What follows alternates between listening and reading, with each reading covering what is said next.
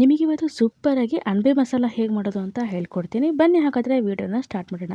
First ಒಂದು ಪ್ಯಾನಿಗೆ ಸ್ವಲ್ಪ ಎಣ್ಣೆನ ಹಾಕ್ತಾಯಿದ್ದೀನಿ. ಎಣ್ಣೆ ಸ್ವಲ್ಪ ಬಿಸಿ ಆದಮೇಲೆ ಇಲ್ಲಿ ಒಂದು ದೊಡ್ಡ ಗಾತ್ರದ ಈರುಳ್ಳಿನ ಸಣ್ಣ ಸಣ್ಣದಾಗಿ ಕಟ್ ಮಾಡ್ಕೊಂಡು ಇದನ್ನು ಫ್ರೈ ಮಾಡ್ಕೋಬೇಕಾಗುತ್ತೆ. ನೋಡಿ ಈ ರೀತಿಯಾಗಿ ಸಣ್ಣದಾಗಿ ಕಟ್ ಮಾಡ್ಕೊಳ್ಳಿ. ಜೊತೆಗೆ ಇದಕ್ಕೆ 1 ಚಮಚದಷ್ಟು ಶುಂಠಿ ಬೆಳ್ಳುಳ್ಳಿ ಪೇಸ್ಟ್ನ ಹಾಕ್ತಾಯಿದ್ದೀನಿ. ನೀವು ಶುಂಠಿ ಮತ್ತು ಬೆಳ್ಳುಳ್ಳಿ ಕುಟ್ಟಿ ಕೂಡ ಹಾಕ್ಬೋದು. ನೋಡಿ ಚೆನ್ನಾಗಿ ಮಿಕ್ಸ್ ಮಾಡ್ಕೊಳ್ಳೋಣ.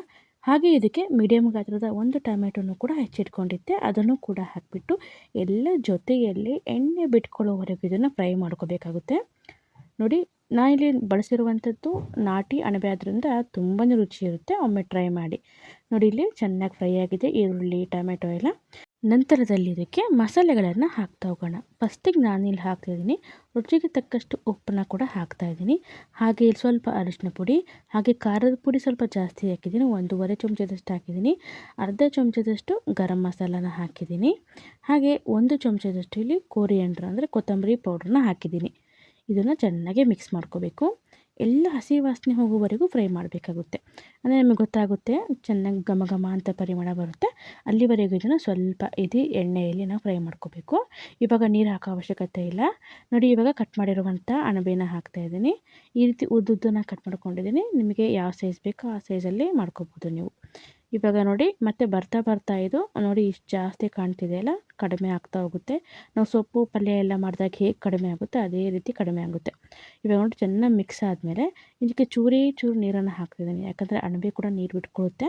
ಅದರಿಂದ ನೀರು ಹಾಕದೇ ಇದ್ದರೂ ತೊಂದರೆ ಇಲ್ಲ, ಆದರೂ ಸ್ವಲ್ಪ ಹಾಕಿದ್ದೀನಿ. ನಂತರ ಮುಚ್ಚಿ ಒಂದು 10 ನಿಮಿಷ ಇದನ್ನು ಚೆನ್ನಾಗಿ ಬೇಯಿಸಿದ್ದೀನಿ. ನೋಡಿ ಎಷ್ಟು ಕಡಿಮೆ ಆಗಿದೆ ಇವಾಗ, ಅಂದರೆ ಎಲ್ಲ ಚೆನ್ನಾಗಿ ಬೆಂದಿದೆ ಅಂತ ಅರ್ಥ.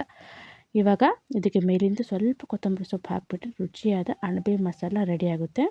ನೋಡಿ ಕೊತ್ತಂಬರಿ ಸೊಪ್ಪು ಹಾಕ್ತಾಯಿದ್ದೀನಿ. ಕೊತ್ತಂಬರಿ ಸೊಪ್ಪು ಸ್ವಲ್ಪ ಜಾಸ್ತಿ ಹಾಕಿ ಚೆನ್ನಾಗಿರುತ್ತೆ. ನೋಡಿ ಇವಾಗ ನಂತರ ಮಿಕ್ಸ್ ಮಾಡ್ಕೊಳ್ಳಿ. ನಾನು ಹೇಳಿದ್ದನ್ನು ನೀವು ನೀರು ಹಾಕದೇ ಇದ್ರೂ ತೊಂದರೆ ಇಲ್ಲ, ಅಣಬೆ ನೀರು ಬಿಟ್ಕೊಳ್ಳುತ್ತೆ. ಅದು ಸ್ವಲ್ಪ ಹಾಕಿದ್ದೀನಿ ಅಷ್ಟೇ ನಾನು. ನೋಡಿ ಇವಾಗ ಸೂಪರಾಗಿ ಅಣಬೆ ಒಂದು ಮಸಾಲ ರೆಡಿಯಾಗಿದೆ. ನೀವು ಕೂಡ ಈ ರೀತಿಯಾಗಿ ಮಾಡ್ಕೋಬೋದು. ನಾನು ಇದ್ರ ಜೊತೆಗೆ ಇಲ್ಲಿ ಅಣಬೆ ಬಿರಿಯಾನಿ ಕೂಡ ಮಾಡಿದ್ದೆ. ನಾನು ಹಿಂದಿನ ವೀಡಿಯೋದಲ್ಲಿ ಹಾಕಿದ್ದೀನಿ, ನೋಡ್ಕೊಳ್ಳಿ. ನೋಡಿ ಈಗ ಮಸಾಲ ಕೂಡ ಹಾಕ್ಕೊಂಡಿದ್ದೀನಿ. ತುಂಬಾ ಬಿಸಿ ಇದೆ, ಮುಟ್ಟಕ್ಕಾಗಲ್ಲ ಅಷ್ಟು ಬಿಸಿ ಇದೆ. ಹಾಗೆ ಅಣಬೆ ಬಿರಿಯಾನಿ ಕೂಡ ರೆಡಿ ಇದೆ. ಒಟ್ಟಿಗೆ ಮಾಡಿದ್ದೆ, ಒಂದರಲ್ಲೇ ವೀಡಿಯೋ ಹಾಕೋದು ಬೇಡ, ತುಂಬ ಲಾಂಗ್ ಆಗುತ್ತೆ ಅಂತ 2 ವೀಡಿಯೋಗಳನ್ನು ಮಾಡಿ ಹಾಕಿದ್ದೀನಿ. ನೋಡಿ ನೀವು ಕೂಡ ಮಾಡ್ಕೊಳ್ಳಿ ಅಂತ ಹೇಳ್ತಾ, ಎಲ್ಲ ವೀಡಿಯೋ ನೋಡ್ತಿದ್ದೀರಾ ದಯವಿಟ್ಟು ಸಬ್ಸ್ಕ್ರೈಬ್ ಮಾಡ್ಕೊಳ್ಳಿ.